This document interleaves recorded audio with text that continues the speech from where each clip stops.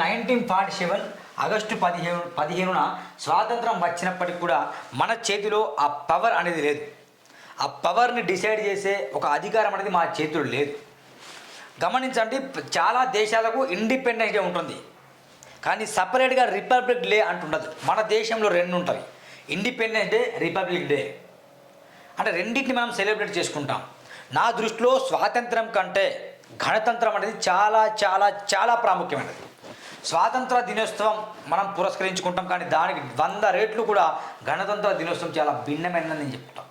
ఎందుకంటే స్వాతంత్రం సాధించుకున్నప్పటికి కూడా బ్రిటిష్ చట్టాలు మనలో ఉండే, స్వాతంత్రం సాధించుకున్నప్పటికి కూడా బ్రిటిష్ విధానాలు మన దేశంలో అమలవుతుండే. అది జీర్ణించుకోలేక చాలామంది ఏ విధంగా అయితే స్వాతంత్రం సాధించుకున్నామో అదే విధంగా మన చట్టాల్ని మనమే రాసుకోవాలి, మన రాజ్యాంగాన్ని మనమే రాసుకోవాలి, మన రాజ్యాంగాన్ని మనమే అమలు పరుచుకోవాలి, మనల్ని మనమే పరిపాలించుకోవాలి. For the people, of the people, by the people.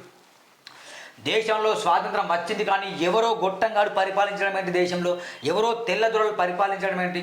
గణతంత్రం కూడా మాకు కావాలి అంటే మనల్ని మనమే పరిపాలించుకోవాలని చెప్పేసి చాలామంది కష్టపడ్డారు. దాంట్లో మహానీయుడు డాక్టర్ బాబాసాహెబ్ అంబేద్కర్ గారు నిజంగా సెల్యూట్. ఆ మహానీయుడు నిజంగా ఎంత త్యాగం చేశాడంటే తన జీవితాన్ని త్యాగం చేశాడు, తన భార్య పిల్లల్ని త్యాగం చేసుకున్నాడు, తన జీవన విధానాన్ని త్యాగం చేశాడు, లగ్జరీ లైఫ్ని వదులుకున్నాడు. అనేక విధాలు చెప్పారంటే ఒక 100 పేజీల బుక్ రాయొచ్చు డాక్టర్ బాబాసాహెబ్ అంబేద్కర్ గురించి రాయమంటే. నిజంగా చాలా అంటే చాలా త్యాగం చేశాడు. అలా చేసేసి డాక్టర్ బిఆర్ అంబేద్కర్ గారి కృషి వల్ల గణతంత్ర దినోత్సవం ఈరోజు జరుపుకుంటున్నాం. చాలామందికి కొంచెం ఇక దేర్ దిమాకు మరి మెదడులో పెంట ఉందో అర్థం కాదు, కానీ అసలు గణతంత్ర దినోత్సవం రోజు అంబేద్కర్ ఫోటో కూడా జెండా కింద పెట్టరు. అదే జెండా గద్దె ఉంటుంది అక్కడ పెట్టరు. మా తెలుగు తల్లి విగ్రహం కావచ్చు, గాంధీజీ ఫోటో పెడతారు. అంటే వాళ్ళకి పెట్టండి తప్పులేదు, కానీ what about doctor Babasaheb Ambedkar అలాంటివి లేవా? అలాంటి సంఘటనలు ఇన్స్టాగ్రామ్లో, సోషల్ మీడియా, ట్విట్టర్లలో వైరల్ కాలేదా దశాబ్దాలుగా మనం చూస్తుంటే? చాలామంది గణతంత్ర దినోత్సవం అంబేద్కర్ ఫోటో ఎందుకు పెట్టలేని కొందరు ఫైర్ అవుతారు. మహానుల ఫోటోలు అన్నీ పెట్టండి, కానీ అంబేద్కర్ ఫోటోని మర్చిపోకండి. మిత్రులారా, అంబేద్కర్ గారు చేసిన త్యాగం కావచ్చు, అంబేద్కర్ చేసిన కృషి కావచ్చు, అంబేద్కర్ గారి లక్ష్యాన్ని కావచ్చు, ఆయన ఆశయం అంతా ఇంత కాదు. దేశంలో బడుగు బలహీన వర్గాలకు న్యాయం ఉండాలి, స్వేచ్ఛ, సమానత్వం, సాభ్రాతృత్వం ఉండాలి. రిపబ్లిక్, తిరిగి రిపబ్లిక్ అంటే ఏంటి? రిపబ్లిక్ గమనించండి ఈ స్పెల్లింగ్. రిపబ్లిక్, రిపబ్లిక్ అంటే తిరిగి మనం జన్మించాలి. అంటే బానిసత్వంలో ఉండి మనం తిరిగి మళ్ళీ చైతన్యం వైపు అడుగులు వేయాలి. అర్థమైందా? దొరల కింద బానిసత్వం ఉన్నాం, స్వాతంత్రం వచ్చింది కానీ బానిసత్వంలో ఉన్నాం. స్వాతంత్రం వచ్చింది, సమానత్వం లేదు. స్వాతంత్రం వచ్చింది, అంటరాంతనం పోలే. స్వాతంత్రం వచ్చింది, ఎవరో మనల్ని పరిపాలిస్తున్నారు. ఇదంతా ఏంది, ఏం జరుగుతుంది కంట్రీలా అని బాగా ఆలోచించి పబ్లిక్ మళ్ళీ తిరిగి రావాలి అంటే దాని అర్థం పబ్లిక్ మళ్ళీ తిరిగి జన్మించాలి. తిరిగి జన్మించడం అంటే మళ్ళీ జన్మించడం కాదు, అంటే మాకు మళ్ళీ స్వేచ్ఛ రావాలి, మళ్ళీ మనం పునరుజ్జీవం అన్నట్టుది, ఇంకా మళ్ళీ స్వేచ్ఛగా బ్రతకాలి అనేది రిపబ్లిక్ డే కాన్సెప్ట్. ఖచ్చితంగా ఈ వీడియో చూస్తున్న మిత్రులారా, మీరు కనుక ఓటును అమ్ముకునేవారైతే కనుక దేశంలో బ్రతికి ప్రయోజనం లేదని నేను చెప్తుంటాను. ఎందుకంటే 4 తెల్లదొరల్ని మనం తరిమాం, ప్రాణాలు సైతం అర్పించారు వాళ్ళు. నిజంగా చాలామంది తుపాకులకు ఎదురు వెళ్ళి దింతరమైన కోట్లు విప్పేసి తుపాకీ తూట్లకు భయపడకుండా వాళ్ళు పోరాటం చేశారు. కాబట్టి ఈరోజు మనం ఇంత హ్యాపీగా సూటు బూటు ధరించి పుస్తకాలు పెన్నులు పట్టుకొని మనం చదువుకుంటున్నాం. నాడు చదువుకు దూరం చేశారు, అర్థమైందా? నాడు విద్యకు దూరం చేశారు, నాడు వైద్యానికి దూరం చేశారు. మనకు వైద్యం వస్తే మనం హాస్పిటల్ వెళ్ళే దిక్కు లేదు నాడు. కానీ నేడు దేశంలో అన్నీ ఉన్నాయి, కానీ దేశం అనాగరికంగా ఉంది, దేశం పేదరికంగా ఉంది, దేశం ద్రవ్యోల్బణ పరిస్థితి అంటే ఒకసారి బాగా ఆలోచించండి. దేశం ఎందుకు డెవలప్డ్ ఎందుకు కావట్లేదు బాగా ఆలోచించండి. ప్రపంచ దేశాలు ఎందుకు డెవలప్ అవుతుంది, మన దేశం ఎందుకు కావట్లేదు? ప్రపంచ దేశాల్లో మహనీయులు చాలా తక్కువ మంది, మన దేశంలో మహనీయులు ఎక్కువ మంది. ప్రపంచ దేశాలు వాటికవే పుట్టుకొచ్చాయి, అంతగా వాళ్ళ ఉద్యమాలు ఏం జరగలేదు. కానీ మన దేశంలో ఉద్యమాలు విపరీతంగా జరిగాయి.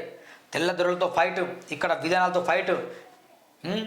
మన దేశంలో డచ్ వారు, ఫ్రెంచ్ వారు, బ్రిటిష్ వారు, ఆంగ్లేయులు అందరినీ కూడా తరిమాం. ఒకరు పోతే ఇంకొకరు వచ్చుడు వాళ్ళని తరిమాం, వాళ్ళు పోతే ఇంకొకరు వచ్చుడు వాళ్ళని తరిమాం. ఇలా చెప్పుకుంటూ వెళ్తే ప్రతి ఒక్కరిని తరుముకుంటూ మనల్ని మనం పరిపాలించుకునే విధానం తీసుకొస్తే ఇప్పుడు పరిపాలిస్తున్న ఎవరు? దొంగలు, దుర్మార్గులు పరిపాలిస్తాను నేడు చట్టసభలో. అవునా కదా? మీరు ఆలోచించండి. నేడు చట్టసభలో ఎవరు వెళ్తాడు? పార్లమెంట్లో దాదాపు అత్యాచారం, మానభంగాలు చేసిన ఎంపీలు చాలామంది ఉంటారు, 200 మంది పైగా వాళ్ళు ఉన్నారట. ఇది లేటెస్ట్ సర్వే ప్రకారం. అసెంబ్లీలో మాట్లాడితే ఎవరున్నారు చెప్పండి? అదే పండు ముసులో వెళ్తాం. గణతంత్రం అంటే ఇది నథింగ్ బట్ ఏదో జెండా ఎగిరేసి ఆ జనగణమన వందే మాత్రం ఇట్లా పాడడం కాదు. ఎస్, అది పాడాలి, చాలా గర్వం. మన దేశాన్ని కొనియాడాలి, మన దేశ కీర్తి సంపదను మనం మొత్తం చెప్పాలి, అందరికీ చాటి చెప్పాలి. పొద్దున లేస్తే రిపబ్లిక్ డే చెప్పాలి, తప్పు లేదు చెప్పాలి. దాంతో పాటే రిపబ్లిక్ డే కాన్సెప్ట్ ఏంటి, ఆయన ఆశయాలు ఏంటి, ఎందుకొరకు వచ్చింది రిపబ్లిక్ డే, ఎవరెవరు మరణించారు, వారి త్యాగాలేంటి, వారి కృషి ఏంటి, వారు ఎందుకోసం రిపబ్లిక్ డే కొరకు కష్టపడ్డారు, ఎట్లా సాధించారు అనేది బాగా మనం స్టడీ చేస్తే కనుక ఒకటి ఆలోచన ఒకటి చేస్తుంది. మన దేశాన్ని వాళ్ళు ఉన్నత దేశంగా చూడాలనుకున్నారు. మన దేశం అడుక్కునే దేశంలో కాకుండా అందరికీ మన దేశం పంచిపెట్టేలా ఉండాలనుకున్నారు. కానీ ఈరోజు మన దేశం ఎట్లయితే చెప్పండి. మన దేశంలో సంపద లేదా, సంపదను సృష్టించేవారు లేదా, బయట దేశాలు వెళ్ళి పెట్టుబడుల కోసం అడుక్కోవాల్సిన పరిస్థితి వస్తుంది. ఎందుకు వస్తుంది? మన దేశంలో సంపద ఉంది, మన దేశంలో భూములు ఉన్నాయి, మన దేశంలో ఎడారి ప్రాంతాలు ఉన్నాయి, మన దేశంలో వాటర్ ఫెసిలిటీస్ ఉన్నాయి, మన దేశంలో అటవీ ఫెసిలిటీస్ ఉన్నాయి. అంటే మొత్తం ఎవ్రీథింగ్ మన దేశంలో ఉన్నాయి. కానీ మన దేశంలో రాజకీయ నాయకులు దుర్మార్గులు. ఆ రాజకీయ నాయకులు ఎన్నుకునేది ఎవరు? మనలాంటి దుర్మార్గులు. అంటే ఓటు నమ్ముకునే చెండాలు ఎన్నుకుంటారు. అందుకే ఓటు నమ్ముకోకండి. ఓటుతోనే అన్ని ముడిపోయి ఉన్నాయి మిత్రులారా. నేను చేతులు జోడించి కాళ్ళు మొక్కుడు చెప్తా, ఓటుతోనే అన్నీ ముడిపోయి ఉన్నాయి. If you sale your vote you will be slave. నువ్వు మళ్ళీ ఓటు నమ్ముకుంటే నువ్వు బానిసత్వం ఉండవు. తెల్ల దొరల కింద నాడు బానిసత్వం. ఈరోజు రాజకీయ నాయకుల కింద అర్థంగా పార్టీకి జో కొట్టుకుంటూ నీకు తెలియకుండా నువ్వు బానిసత్వాలు వెళ్తున్నావు. ఇది నిజం కాదా? ఆలోచించండి. నీకు తెలియకుండా నువ్వు బానిసత్వం లేవా? ఒక రాజకీయ నాయకుడు జెండా మోసు దండా వేస్తూ కుర్చీలో కూర్చోబెట్టుకుంటూ నువ్వు లేవా? నేను లేనా? మన చదువు ఏమవుతుంది, మన విజ్ఞానం ఏమవుతుంది? రాజకీయ నాయకులు భజన చేయడానికి మన విజ్ఞానం ఏర్పడుతుంది. ఎంత సిగ్గుచెడిది. నాడు తెల్లదొరల కింద బానిసకు బతికాం, గమ్మునున్నాం. నేడు రాజకీయ నాయకుల కింద పండు ముసలుల కింద బానిసకు బతుకున్నాం, గమ్మును ఉంటాం, ఓటు నమ్ముకుంటాం. ఎవరికి సిగ్గులేదు? మాకు సిగ్గులేదు. అంతేగా మిత్రులు, మాకే సిగ్గులేదు. అందుకే ఈ రిపబ్లిక్ డే పురస్కరించుకోండి. ఖచ్చితంగా ఒక నిర్ణయం తీసుకోండి. I'm not cell my vote. నేను నా ఓటు నమ్ముకోను. చచ్చిన ప్రాణం అర్పిస్తా కానీ ఓటు నమ్ముకోను. అర్థం. ఓటును కొనేవాడు నిజంగా దాని విలువ తెలుసు మిత్రులారా. అందుకే వాడు కొంటాను. Vote, what is the power of vote అనేది రాజకీయ నాయకుడు తెలుసు. ఓటు లేకుండానే గెలువా, ఓటు లేకుండా అసెంబ్లీలో వెళ్ళా, ఓటు లేకపోతే పార్లమెంట్లో వెళ్ళా, ఓటు లేకపోతే సర్పంచ్, వార్డు మెంబర్ కావచ్చు, ఎవ్వరు కాలేదు. అత్యంత గొప్ప కీలకమైన ఓటు అనే ఆయుధాన్ని మనం తాకట్టు పెట్టి బానిసగా బతుకుతున్నాం. నాడు ఓటు లేనప్పుడేమో వాళ్ళు పరిపాలించినప్పుడు వాళ్ళ కింద బానిస బతికాం. నేడు ఓటు ఉన్నప్పుడు కూడా రాజకీయ నాయకులు దుర్మార్గుల కింద బానిస బతుకుతున్నాం. సిగ్గుచేటు.